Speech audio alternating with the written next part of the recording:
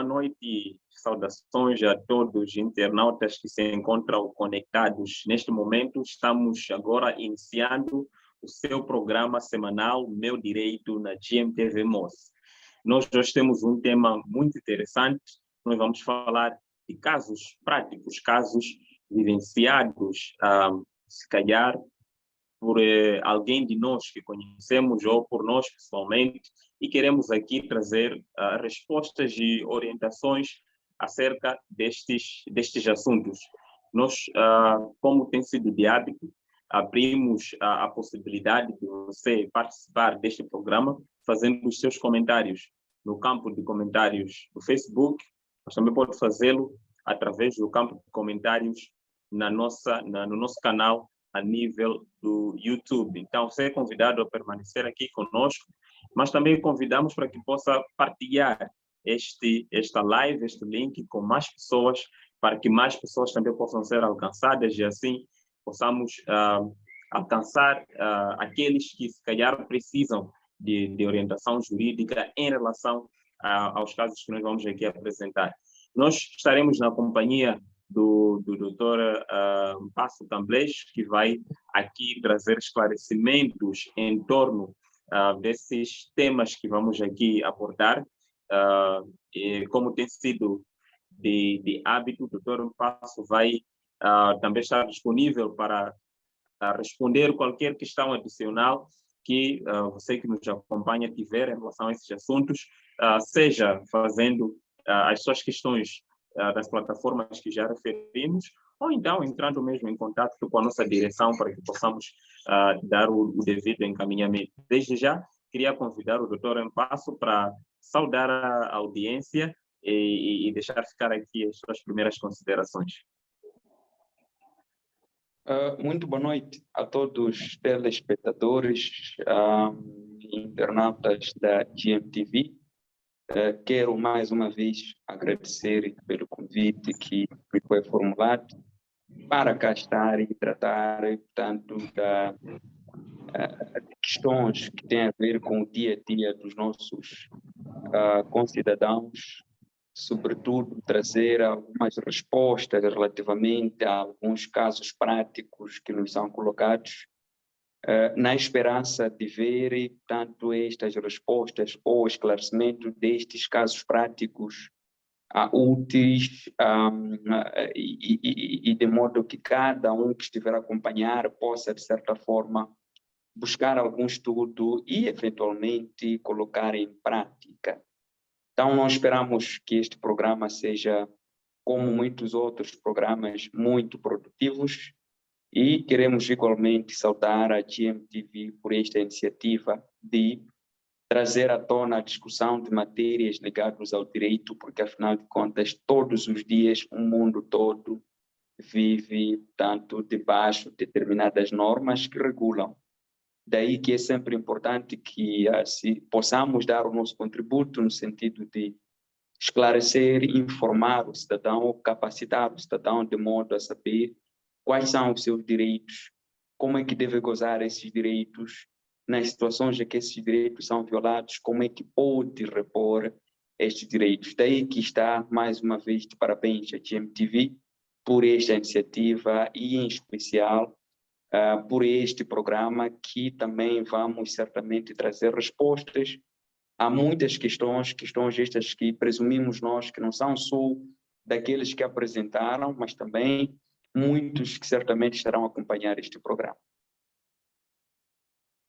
Muito bem, doutor Mpasso. Como viram, o programa Deus Promete, portanto, você é convidado a permanecer nesta hora de conversa e acreditamos que sairá daqui com muita coisa proveitosa. Sem mais delongas, nós vamos então apresentar aqui o primeiro caso que nos chegou. Os casos que nós vamos apresentar são casos que efetivamente foram vivenciados e chegaram à nossa direção como pedidos de orientação, mas, como dissemos, porque esses casos podem, de alguma forma, ir de encontro com alguma situação que você também tenha atravessado ou possa estar atravessado, entendemos que trazer isto numa discussão mais aberta poderá também trazer orientação para si em concreto, ou para alguma pessoa que se calhar conhece e que esteja efetivamente a passar por isso? Como todos nós sabemos, houve uma situação de invasão dos sites do nosso Estado. Estamos a falar, por exemplo, de sites dos ministérios e também do INATER, em que, depois tivemos informação que este grupo de criminosos informáticos que, de alguma forma, invadiu esses sites, acabaram apresentando uma informação solicitando que lhes fosse pago uma recompensa para então fazer a reposição de todo o sistema informático que eles haviam invadido e dos sites. Acho que é um assunto que todos nós tomamos conhecimento e muitos de nós ficamos com alguma dúvida em relação ao tratamento legal que pode se dar. Como é que isso é tratado a nível legal? O que a lei prevê? Quais são, se calhar, as possíveis sanções que podem advir deste tipo de comportamento? O que a nossa lei prevê, efetivamente? Bom, doutor Cáspio, primeiro dizer que este tipo de assuntos são frequentes no dia a dia de determinados estabelecimentos ou instituições. Para a nossa realidade em Moçambique pode ser eventualmente uma novidade, mas não se trata exatamente de uma novidade pelo mundo fora, em que este grupo de pessoas dotadas de conhecimentos informáticos usam de forma errada estes conhecimentos para, portanto, ilicitamente obterem alguns ganhos.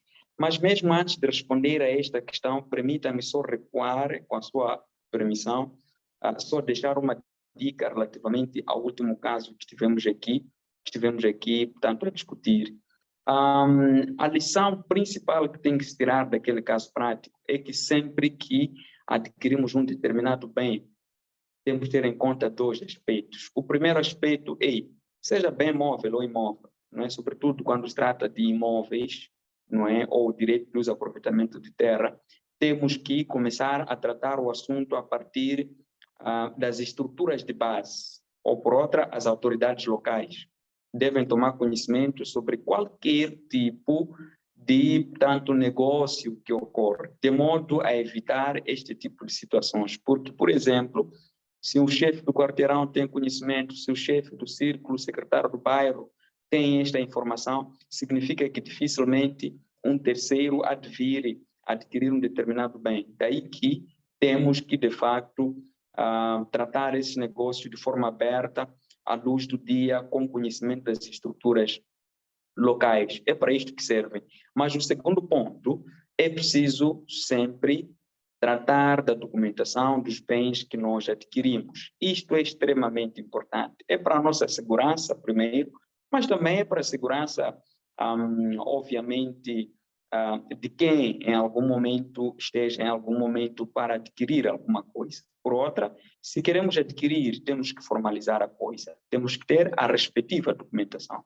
Mas também, se queremos adquirir, temos que exigir que quem estiver a colocar à disposição algum bem deva apresentar a respectiva documentação, de modo que não possamos cair em algumas manobras. Voltando então para a questão que me colocava, de facto é uma situação preocupante, como dizia, porque isto coloca em causa aquilo que é o funcionamento normal das nossas instituições, principalmente quando se trata de interferência tanto em sistemas do próprio Estado, sistemas informáticos do próprio Estado. Coloca em causa, tanto os serviços públicos, porque acaba condicionando determinadas coisas.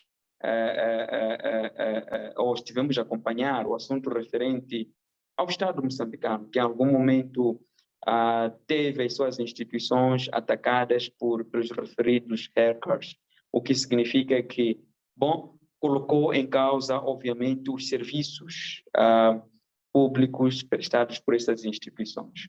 independentemente de quem quer que seja pessoas públicas ou privadas, coletivas ou singulares, que estiveram tanto por cima deste assunto, certo é que com o comportamento ou com aqueles atos acabam praticando vários tipos legais de crime, não é? Assim, ao alto, nós podemos ver que eles estiveram em algum momento numa situação de extorsão e chantagem, não é? Também estiveram numa situação de interferência em sistemas, são tipos legais de crime que estão previstos no Código tanto penal em vigor na República de Moçambique.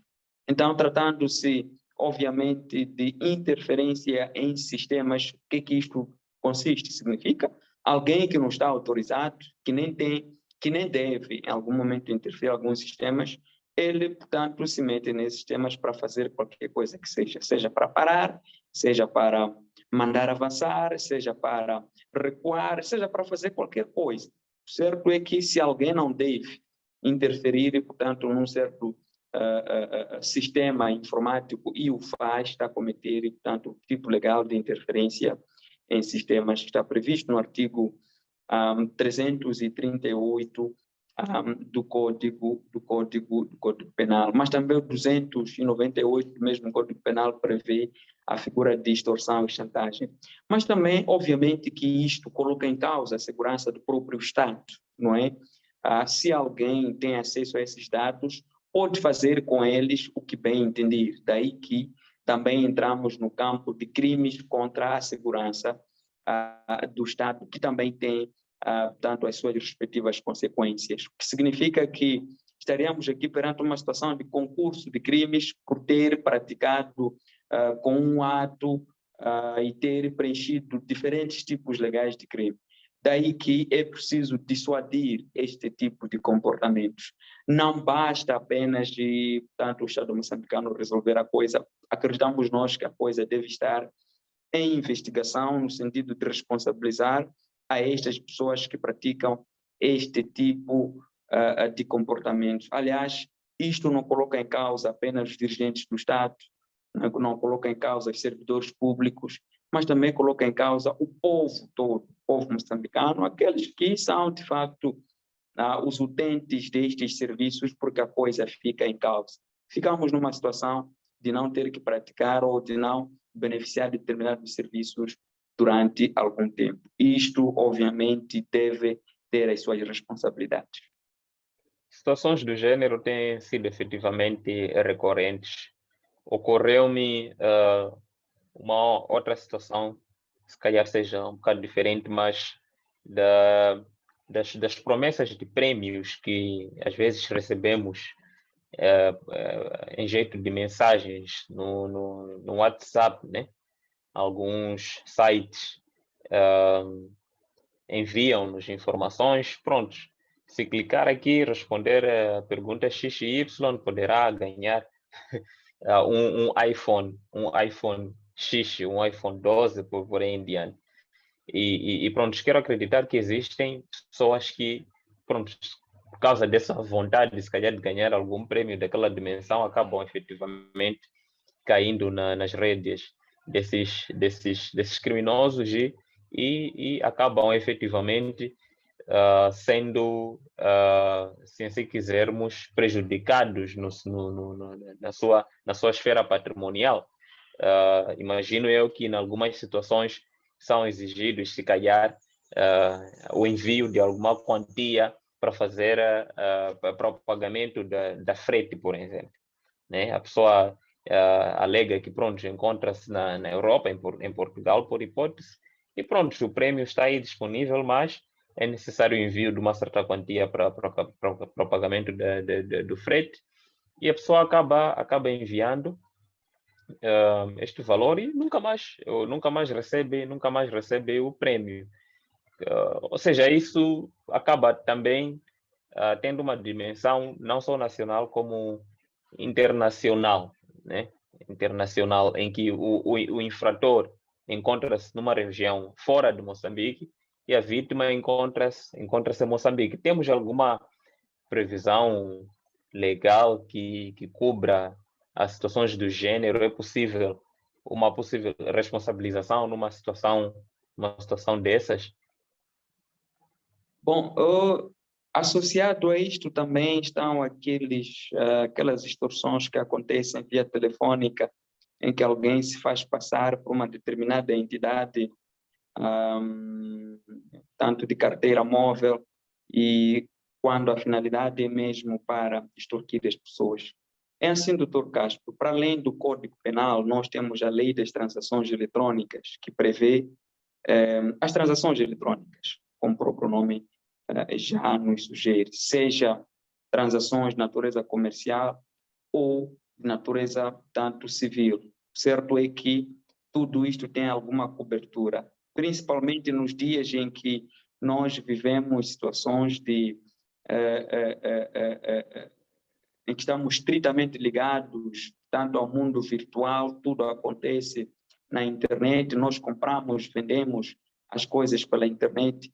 É um facto que é importante que haja proteção do consumidor, haja proteção do cidadão comum, no sentido de criar um conjunto de situações para que possa evitar este tipo de danos. Agora, também é importante que para este tipo de situações é preciso que o cidadão esteja devidamente informado, não é?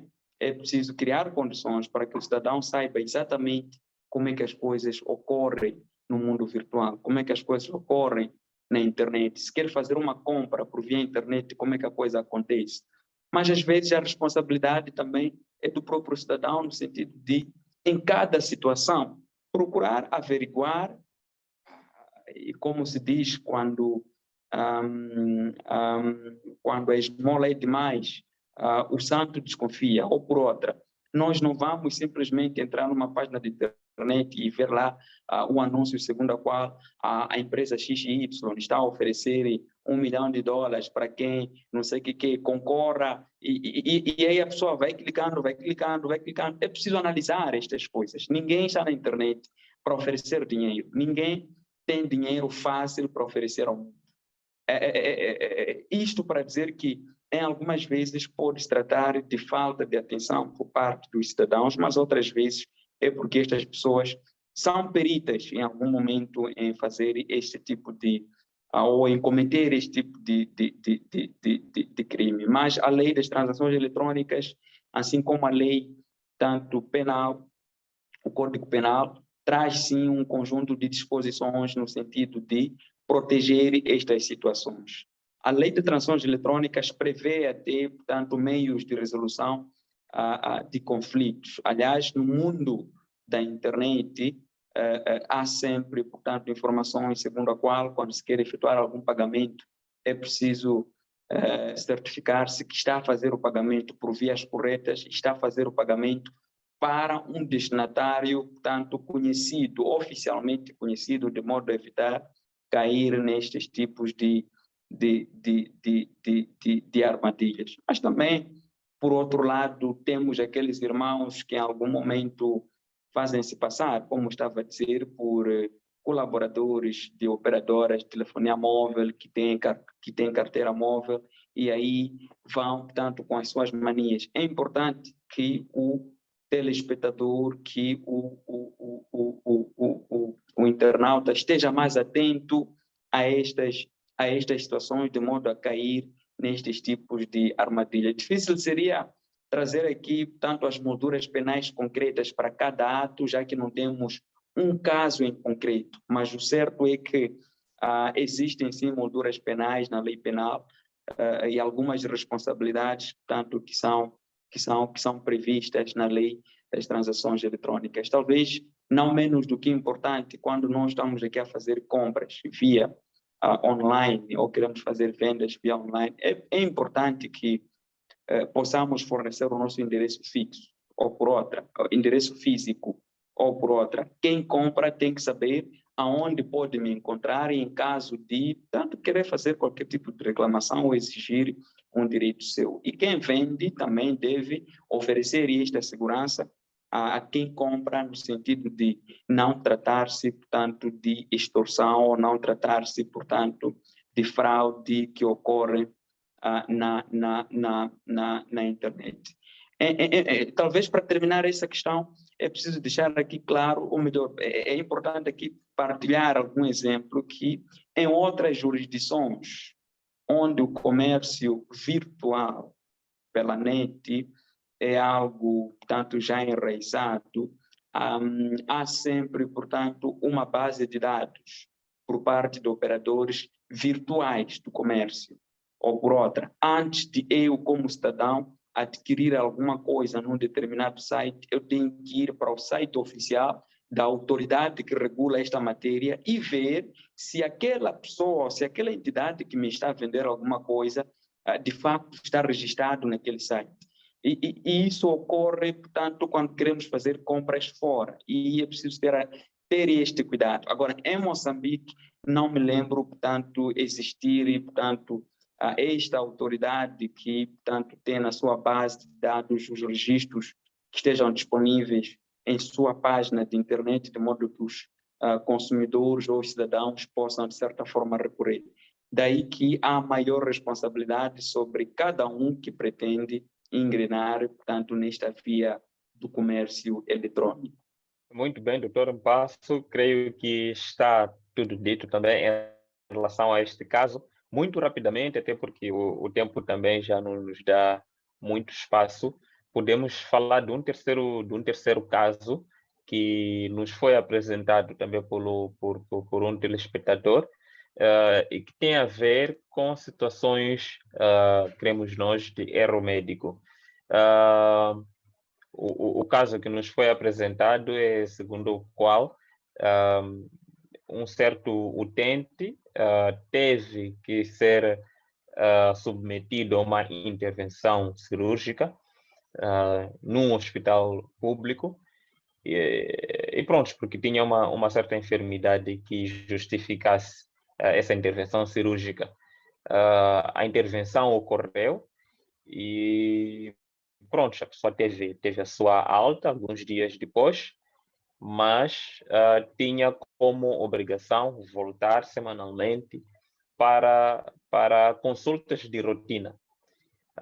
Antes mesmo da primeira consulta de rotina, em vez de sentir a sua situação de saúde a melhorar, sentiu que pronto, tinha adquirido ainda outros problemas. Encontrava-se a piorar, não só naquilo que já vinha sentindo, mas foi tendo outros problemas de saúde.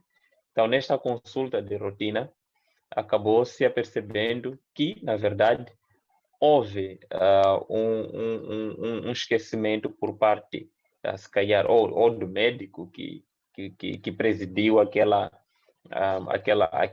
operação, ou então da equipe, não sei como que isso ocorre, mas a verdade é que esqueceu-se um certo instrumento dentro do corpo daquele paciente, e isso, como resultado, estava aqui a trazer outros problemas de saúde.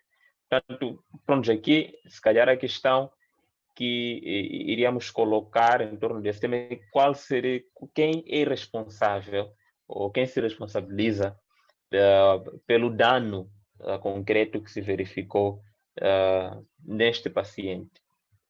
De quem é a responsabilidade pelo dano? Bom, como disse o Dr. Caspo, já estamos acima do tempo, eu vou procurar ser sucinto na resposta a esta questão que me coloca. Infelizmente, este tipo de factos se dão um pouco por todo o país, um pouco por todos os hospitais, principalmente os hospitais públicos. Infelizmente, apesar de serem estes que recebem maior número de pacientes. Bom, como já tinha adiantado, trata-se, portanto, de uma situação de erro médico. Aqui temos que chamar a responsabilidade civil pelo erro médico, e a questão que se coloca é quem é que pode ser responsabilizado por isto, não é? Aqui precisamos ter duas situações. Pode-se verificar erro médico que ocorra numa clínica privada, que ocorra num hospital privado ou serviços privados mesmo, tanto de assistência médica. Pode até ocorrer. E esses erros podem ser de diversas formas, não é? Desde a prescrição de medicação inadequada para tanto o quadro clínico apresentado pelo paciente, mas também pode se tratar em algum momento destas cirurgias, como é o caso em que, portanto, ocorrem falhas, não é? Criam danos maiores nas pessoas durante a cirurgia, mas também pode ser este caso que apresenta em que temos determinados instrumentos que são usados e, por descuido ou por negligência, esquece-se, portanto, de algum instrumento ou algum curativo dentro tanto do corpo da pessoa que estava a ser ser ajudada ou a ser operada. Tratando-se de uma instituição pública de forma resumida ou tratando de uma instituição privada, a responsabilidade, obviamente, é desta mesma instituição, em que o cidadão vai ter que chamar a responsabilidade esta instituição para que possa, de certa forma, compensar por estes danos que foram causados.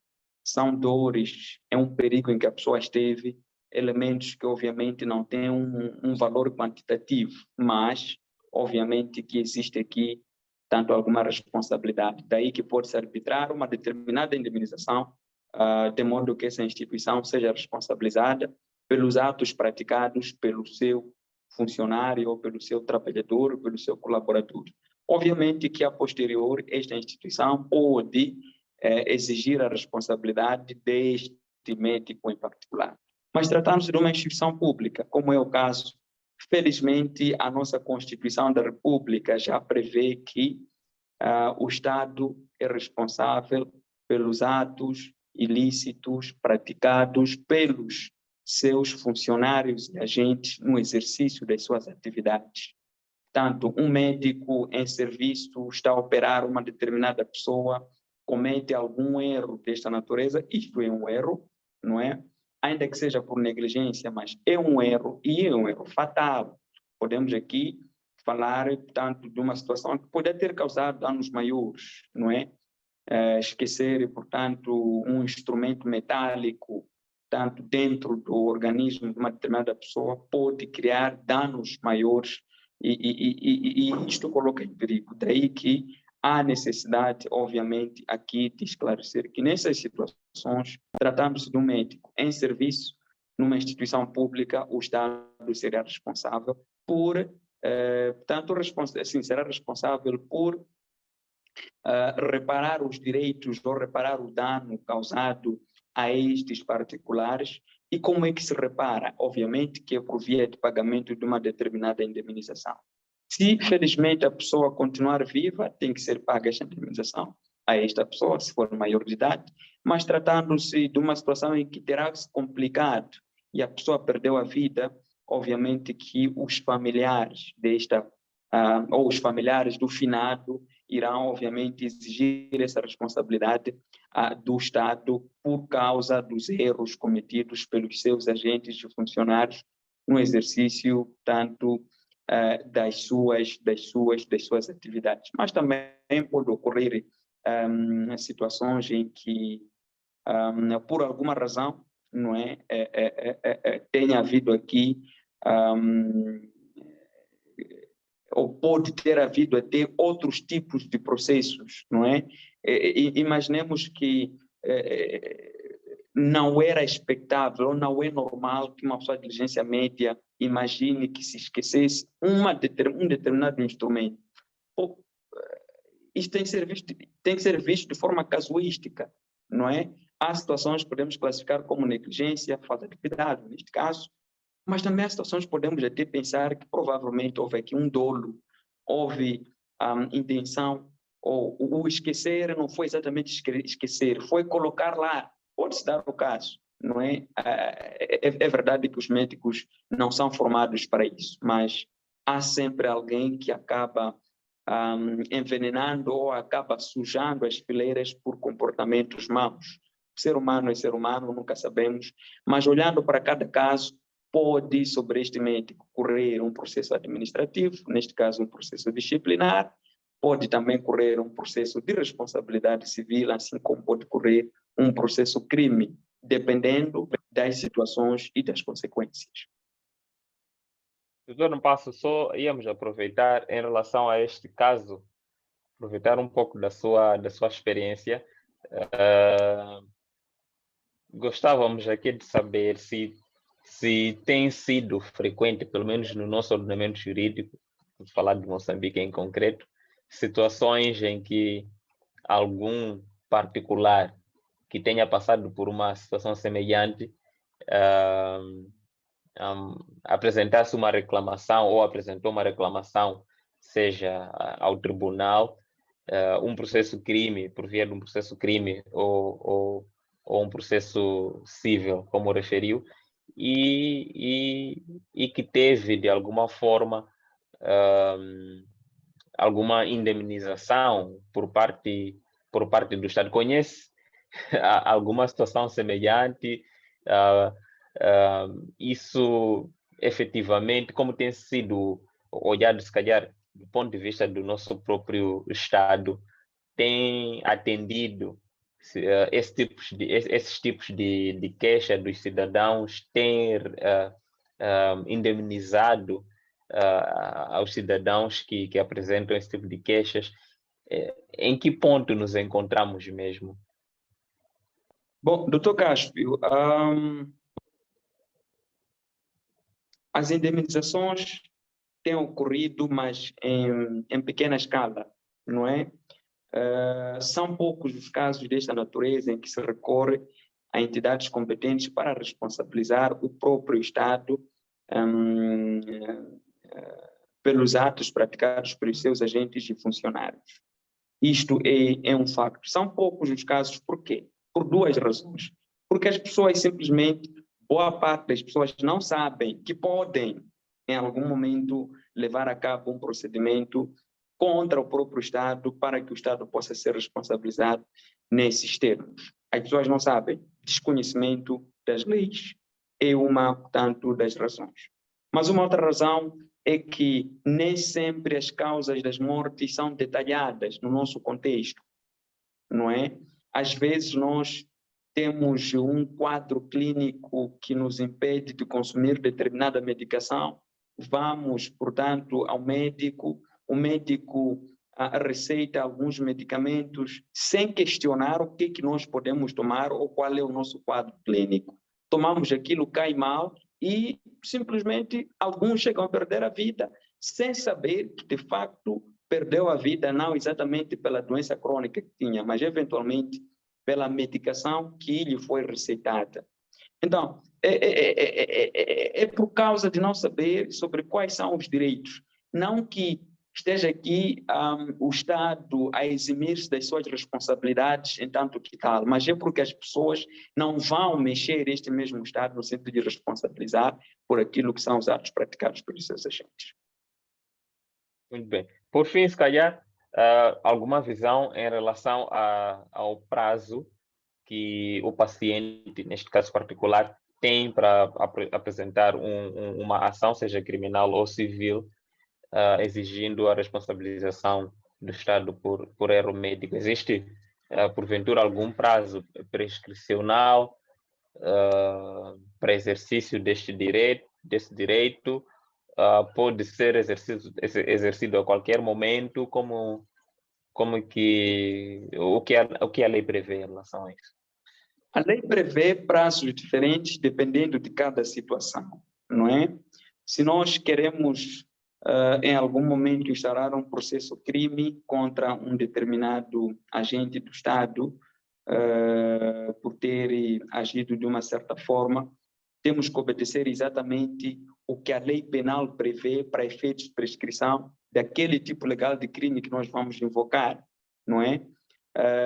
Se nós queremos exigir uma determinada responsabilidade civil, temos que ver é decorrente de o que terá sido praticado para pedirmos essa responsabilidade. Daí que é preciso em algum momento recorrer também ao direito civil para ver exatamente o que é que prevê em termos de prazos, olhando para aquilo que efetivamente aconteceu. O próprio Estado, para instaurar um processo disciplinar contra um determinado agente seu, tem que ter em conta estes prazos, não é?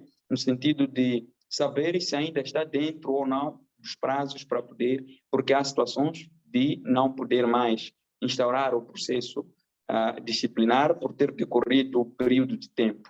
Portanto, são situações totalmente diferentes que é preciso olhar de forma casuística, mas o conselho que nós podemos aqui apresentar é, em todas as situações em que nós constatamos que há uma violação dos nossos direitos, é importante que imediatamente nós possamos recorrer às autoridades competentes de modo que estes problemas ou os nossos direitos sejam efetivamente repostos e não tanto a esperar, tanto passar um período de tempo. É preciso imediatamente apresentar, de modo que a coisa inicie logo a correr. Muito bem, doutor Mpasso, muito obrigado pelos esclarecimentos também em relação a este tema.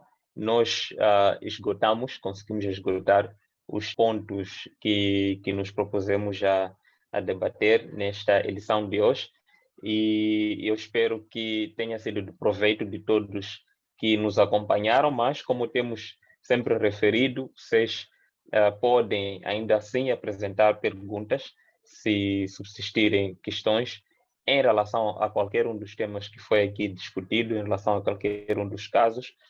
Se tiverem também comentários adicionais por apresentar, também podem fazê-lo tanto na nossa página do Facebook, no campo de comentários, mas também no nosso canal a nível do YouTube.